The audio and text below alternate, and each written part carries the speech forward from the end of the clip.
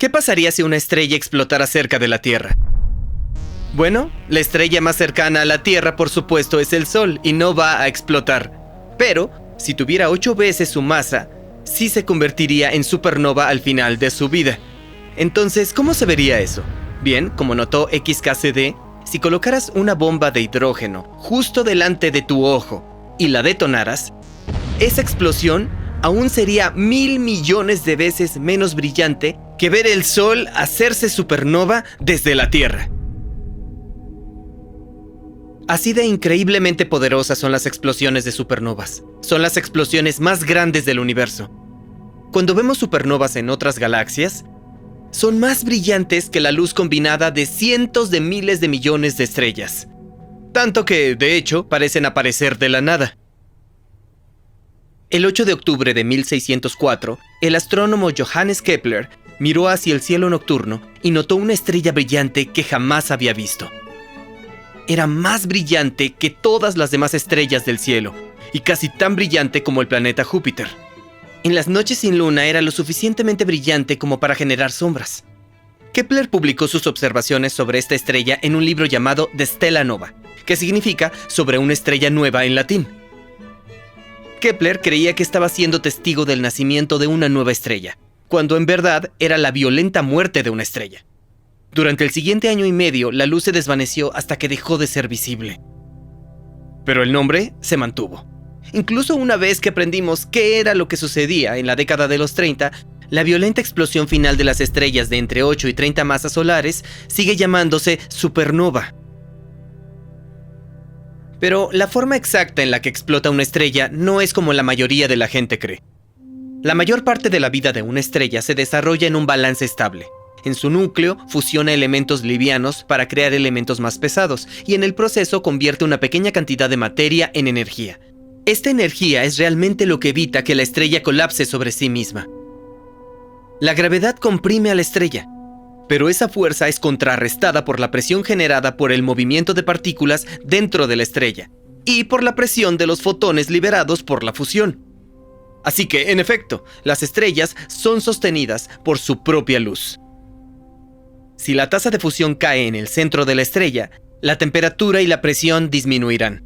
La gravedad comenzará a ganar comprimiendo a la estrella. Pero esto aumenta la temperatura y la presión en el núcleo, lo que aumenta la tasa de fusión. Es un sistema estable y autorregulado.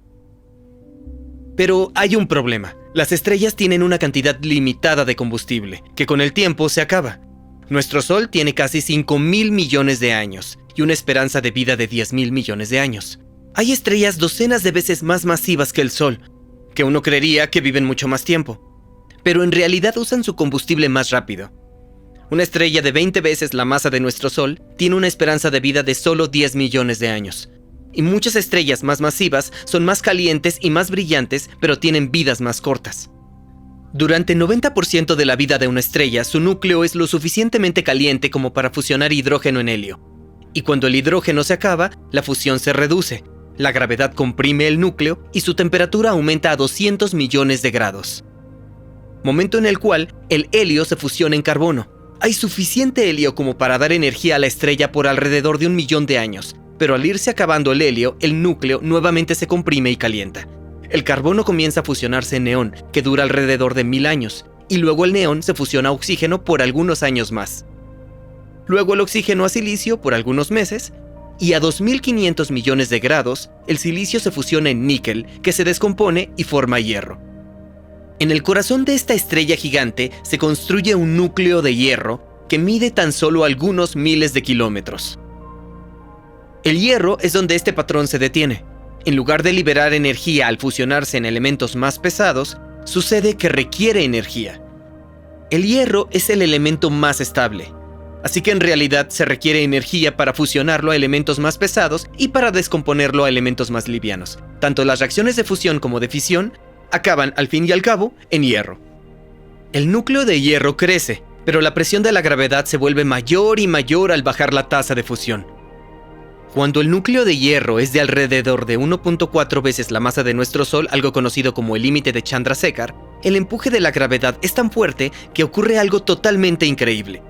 La mecánica cuántica toma el poder. Los electrones se quedan sin espacio para moverse y son forzados a reducir al mínimo su estado energético. Luego, son absorbidos por los protones que hay en el núcleo. En este proceso, los protones se convierten en neutrones y liberan neutrinos. Ya sin los electrones, el núcleo colapsa muy rápido, alrededor del 25% de la velocidad de la luz. Así que lo que solía ser una bola de hierro de 3.000 kilómetros de diámetro se vuelve una bola de neutrones de solo 30 kilómetros de ancho.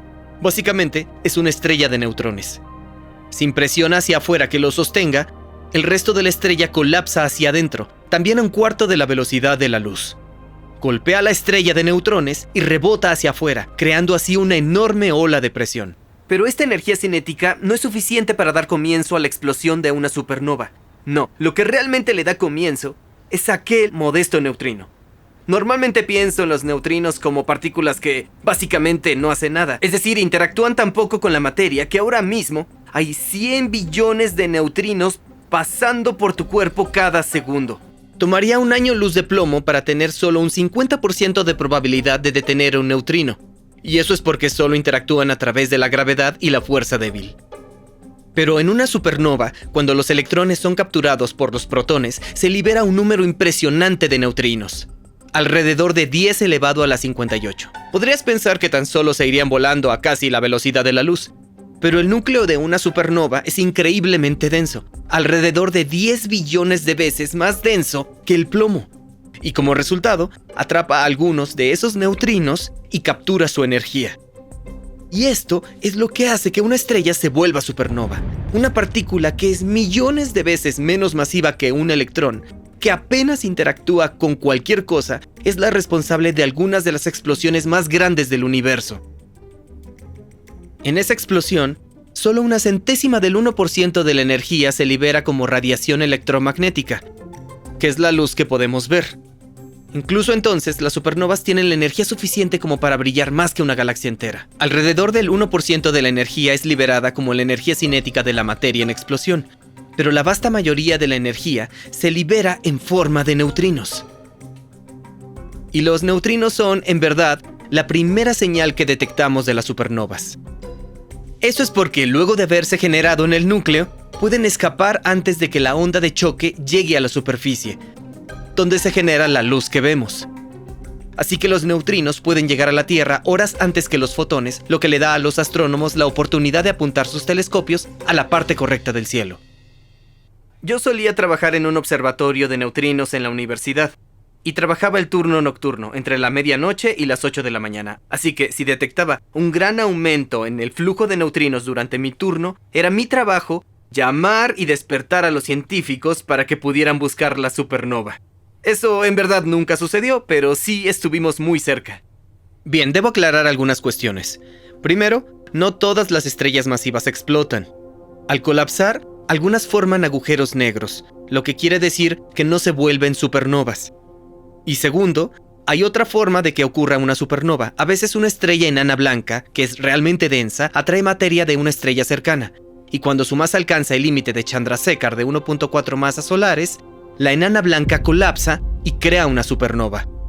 De hecho, este es el tipo de supernova que Kepler vio en 1604, una supernova a 20.000 años luz de la Tierra.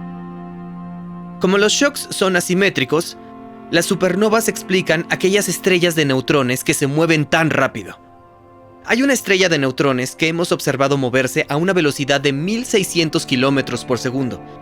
Y creemos que eso fue causado por una explosión de supernova muy asimétrica que la envió rápidamente hacia la dirección contraria.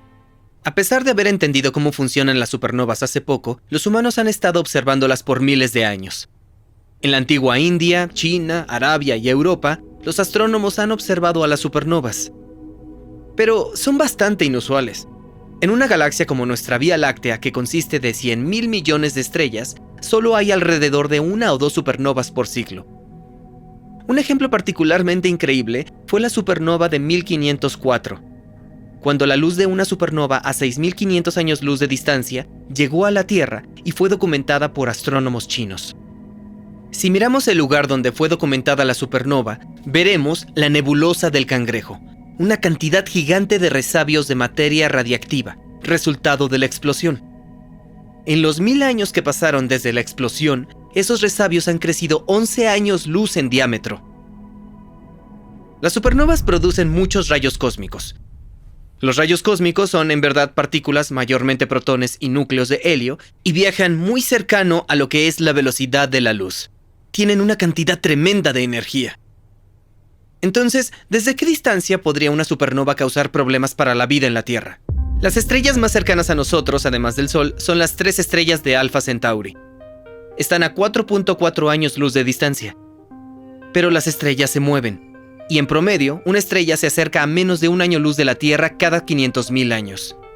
Entonces, ¿qué pasaría si una de ellas explotara?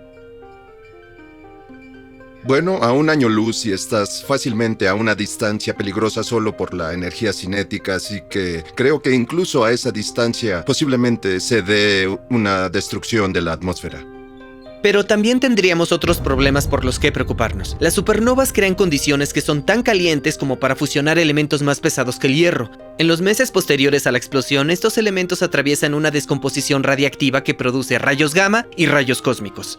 Menos del 0.1% de la energía producida por una supernova se emite en forma de rayos gamma debido a esta descomposición radiactiva, pero incluso este porcentaje tan pequeño puede ser peligroso. A algunos años luz de una supernova, la radiación podría ser mortal, aunque mucha de ella sería bloqueada por nuestra atmósfera. La Tierra está protegida de la radiación solar y cósmica por nuestra atmósfera, y específicamente por las moléculas de ozono, 3 átomos de oxígeno unidos. Pero los rayos cósmicos de alta energía de una supernova pueden llegar y romper las moléculas de nitrógeno de la atmósfera. Y estas moléculas se unen a los átomos de oxígeno que luego pueden romper el ozono. Y así es como perderíamos mucho de nuestro ozono si llegaran demasiados rayos cósmicos de eventos de supernovas. Eso puede exponernos a todo tipo de radiación peligrosa que hay en el espacio. Podemos ver un aumento en la concentración atmosférica de NO3 que coincide con las explosiones de supernovas. Una supernova a menos de 30 años luz es inusual. Solo sucede quizás una vez cada 1.000 millones y medio de años. Pero un artículo reciente sugiere que las supernovas podrían ser letales a incluso 150 años luz de distancia. Y es así que son mucho más comunes. De hecho, tenemos evidencia de una supernova que explotó a 150 años luz de la Tierra hace 2.6 millones de años. Habría sido vista por nuestros ancestros tempranos, como los australopitecos. Y sabemos esto porque hay elementos presentes en la Tierra que solo podrían haber sido depositados por una supernova reciente. En rocas sedimentarias del fondo del Océano Pacífico, los científicos han encontrado rastros de hierro 60, en una capa que fue depositada hace 2.6 millones de años. El hierro 60 es un isótopo del hierro con 4 neutrones más que la clase más común de hierro. El hierro 60 es muy difícil de crear. Nuestro Sol no lo crea, ni se produce en ninguna parte del sistema solar. Básicamente, el hierro 60 es creado exclusivamente en las explosiones de supernovas. Y el hierro 60 es radiactivo. Tiene una vida media de 2.6 millones de años. Así que cada 2.6 millones de años, la mitad de la muestra se descompone y forma cobalto 60. Así que todo el hierro 60 que había durante la formación de la Tierra, hace 4.500 millones de años, definitivamente ya se ha descompuesto. El hierro 60 que los científicos miden es entonces prueba de una supernova reciente. Los científicos también midieron rastros de manganesio 53 en los mismos sedimentos, aportando mayor evidencia que sostiene la idea de que hubo recientemente una explosión de una supernova cercana. La supernova que explotó hace 2.6 millones de años no fue catastrófica para nuestros ancestros, pero algunos investigadores tienen la hipótesis de que puede haber estado relacionada con la extinción masiva que pudo verse en registros fósiles del tiempo del límite del Plioceno. Esta extinción eliminó a 1/3 de la megafauna marina. La idea es que los rayos cósmicos de la supernova golpearon partículas de nuestra atmósfera y crearon muones, que son partículas cargadas, como los electrones, solo que más de 200 veces más pesadas. El flujo de muones durante los años luego de la supernova habrían sido 150 más altos de lo normal. Y mientras más grande el animal, más grande sería la dosis que reciba el animal de estos muones. Por eso es que la megafauna fue afectada tan desproporcionadamente. Y además, los animales que vivían en aguas superficiales tenían más posibilidades de extinguirse en comparación con los que vivían en las profundidades, en donde el agua los protegía de los muones. Más evidencia de esta supernova reciente y cercana viene de nuestro lugar en la galaxia. Si observamos el espacio entre las estrellas de nuestra galaxia, en promedio hay alrededor de 1 millón de átomos de hidrógeno por metro cuadrado. Esto puede sonar a mucho, pero es básicamente un vacío perfecto. Pero, por cientos de años luz en todas direcciones alrededor de nuestro sistema solar, hallarás 1000 veces menos átomos de hidrógeno. Es como si hubiesen sido desplazados hacia otra parte. Y nuestro sistema solar existe en este vacío cósmico, dentro de una burbuja de baja densidad. Eso es evidencia de quizás decenas de supernovas que habrían empujado este material hacia afuera. Pero hay explosiones cósmicas que son incluso más mortales que las supernovas normales: los estallidos de rayos gamma. Los estallidos de rayos gamma fueron descubiertos por los satélites Vela, que buscaban pruebas nucleares soviéticas. Pero el 2 de julio de 1967, los satélites detectaron una gran cantidad de rayos gamma que venían del espacio. Hay dos fuentes principales de estallidos de rayos gamma: las uniones de estrellas de neutrones y el colapso de los núcleos de estrellas gigantes llamadas hipernovas. Las hipernovas son generadas por estrellas que son de al menos 30 masas solares y que giran rápidamente.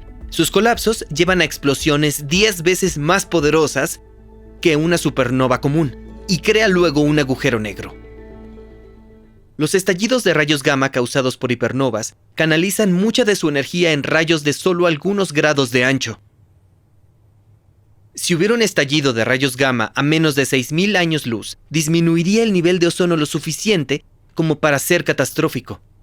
Para poner esta distancia en contexto, una esfera con un radio de 6000 años luz contiene cientos de miles de estrellas. El 9 de octubre de 2022, los astrónomos detectaron uno de los estallidos de rayos gamma más poderosos que se hayan observado jamás. Era lo suficientemente poderoso como para afectar visiblemente cómo la ionosfera rebota ondas de radio. El efecto en la ionosfera fue similar al de una fulguración solar.